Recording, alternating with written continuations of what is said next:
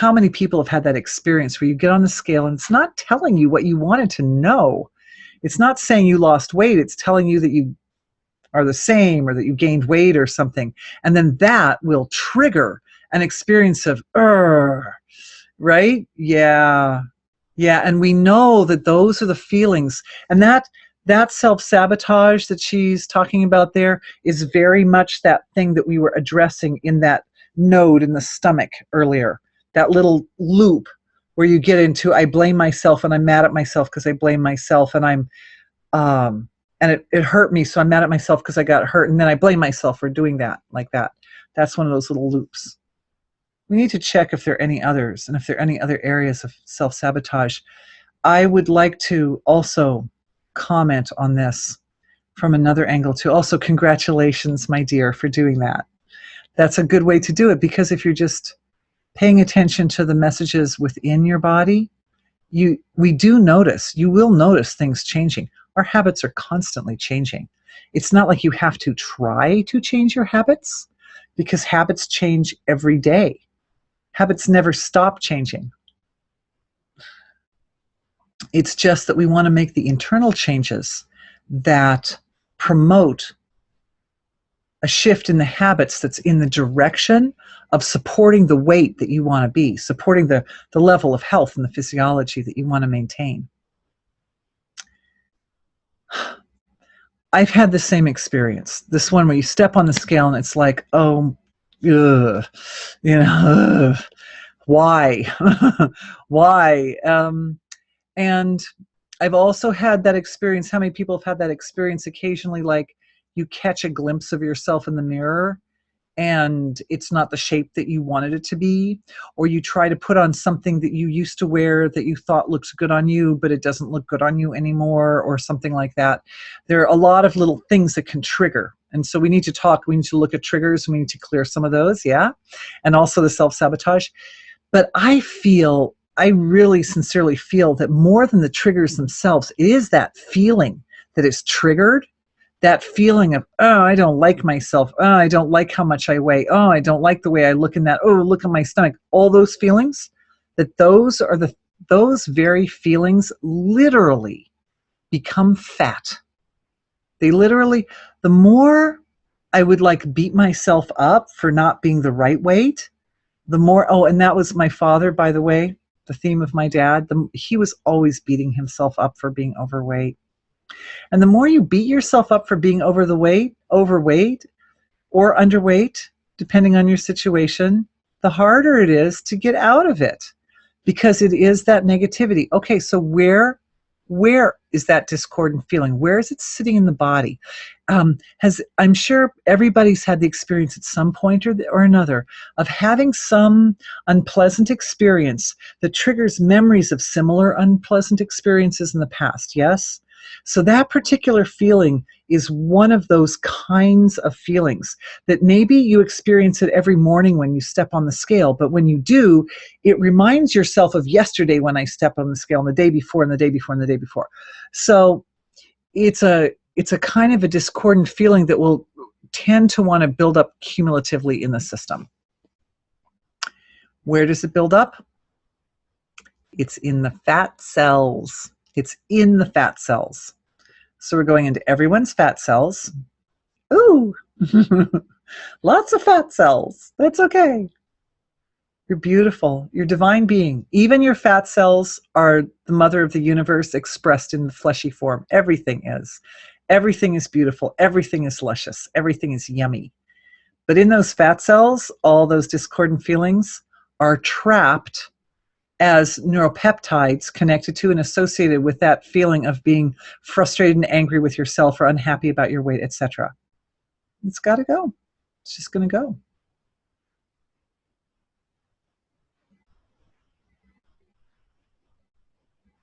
I'm seeing despair, sadness, grief,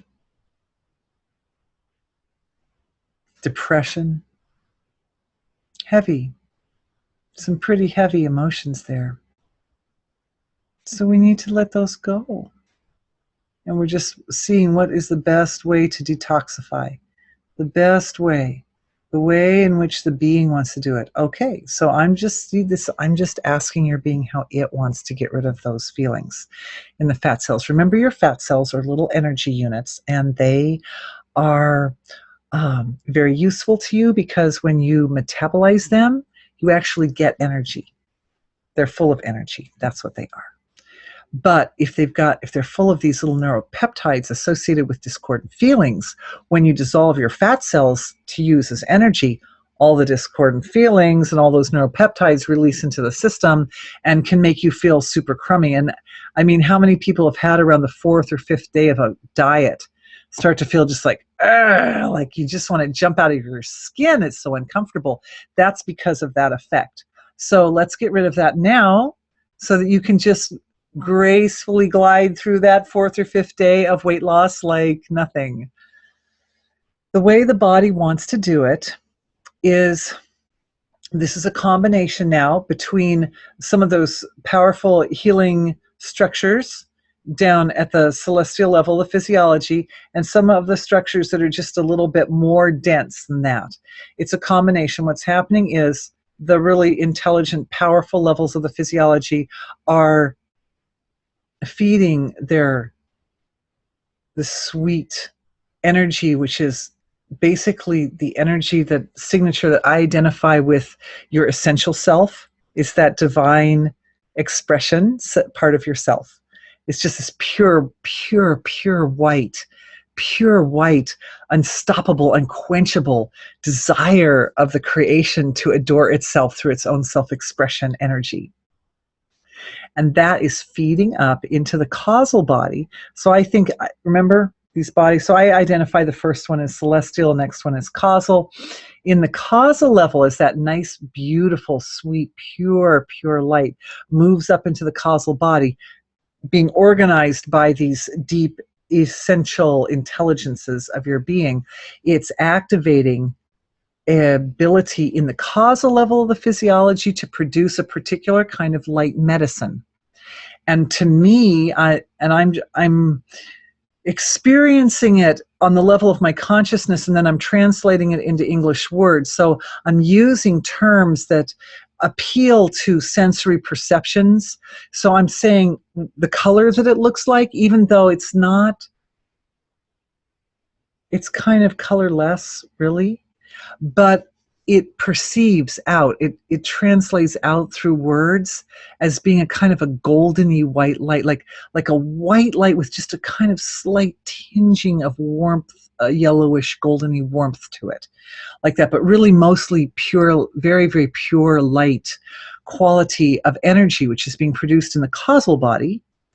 And the causal body has all these organs that do all these great, wonderful things. They're part of the healing mechanism or system, energy healing system in the body. And as we're doing that for people, also the organ that produces medicines for you out of light is being woken up and activated like a muscle or like a tool that you didn't know you had in your toolbox. So we're waking that up because you can make all kinds of fabulous rasayanas, medicines for yourself. Everybody has the potential. Everyone has the capability. And as we all know, when you make your own medicines, they are more potent. They are more effective. They are customized for your physiology. Just like your neuropeptides are customized for your physiology, right? Kind of like, it's sort of like takes a thorn to remove a thorn. This beautiful white, yummy light is coming into all the fat cells. And of course, the fat cells really resonate with that color too. That's a really nice, that whitish, yellowish color is just the color of the fat cells. And what it's doing is it's acting like a solvent to dissolve those neuropeptides, and it's breaking them down. It's breaking them down into the neuropeptides are kind of like long strings of molecules. So it's breaking them down into short strings of molecules, and it's breaking them down into their atomic parts. And it's going through all the fat cells of the body. And you're doing it. And you're beautiful. And you're amazing. And I'm so proud of you. And you can give yourself this golden light shower every day. I'd like everyone, in fact, I'd like this Remember, I'm describing it intellectually, and you're owning it on the level of your God presence, of your divine self. Remember, we talked about that at the beginning of this session. And the God presence gets it, and it knows how to activate up the celestial and causal bodies to make this yummy, goldeny light shower that can shower your fat cells every day and melt out all those neuropeptides. And I mean, we're going through and doing it now, but it's not going to hurt to give yourself that shower as many times as you need. And maybe you don't need it every day. Maybe this one time is enough, or maybe you just need to do it every day. You certainly need to do it any time you have one of those experiences where you either step on a scale or you try on a size 8 dress and you can't get it zipped up or something like that. When that feeling comes up, you got to shower. That's when it's time to shower.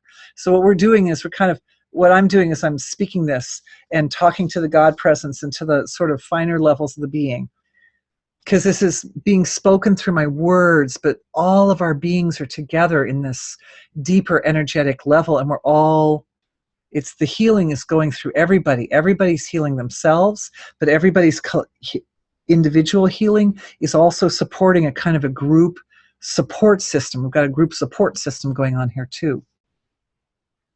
We want to create like a virtuous cycle, like a knee-jerk reaction.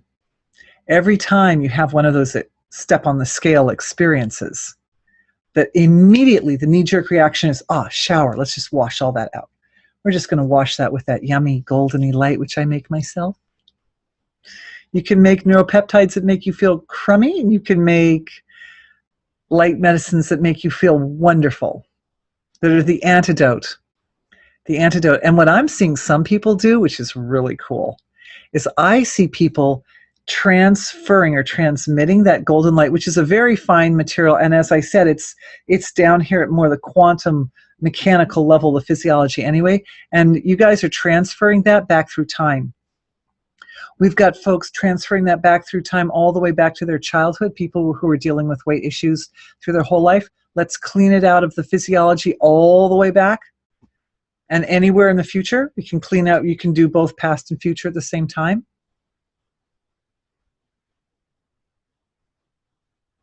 I'm watching it.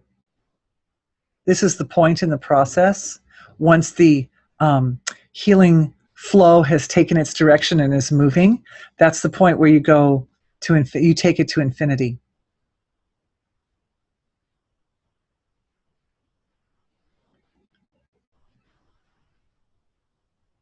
I'm just sitting and holding the silent, infinite space while everyone's doing it.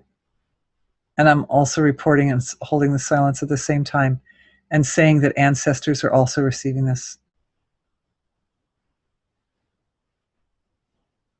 This is particularly affecting ancestors who suffered from depression. Honoring them. So precious. And it's interesting, in the case of depression, that goldeny light is infused with a really potent flow of love, self-love. So what's happening is the group has modified the medicine to include this potent form of self-love. And now this new medicine, this more evolved medicine, is folding back into you. So this is one of the really interesting expressions of the mechanics of creating your own light medicines, is that the more you create them and the more you use them, the more sophisticated they become. Because there is this sort of self-referral loop or self-referencing loop that's created in the being, where you create the medicine, it goes in, it does a nice job. I'm seeing for some people also, something I call cosmic cleanser is also integrating in with this medicine. And also everyone should receive at this time downloads into their God presences, for all the different elements, the structures, and recipes, families of medicines.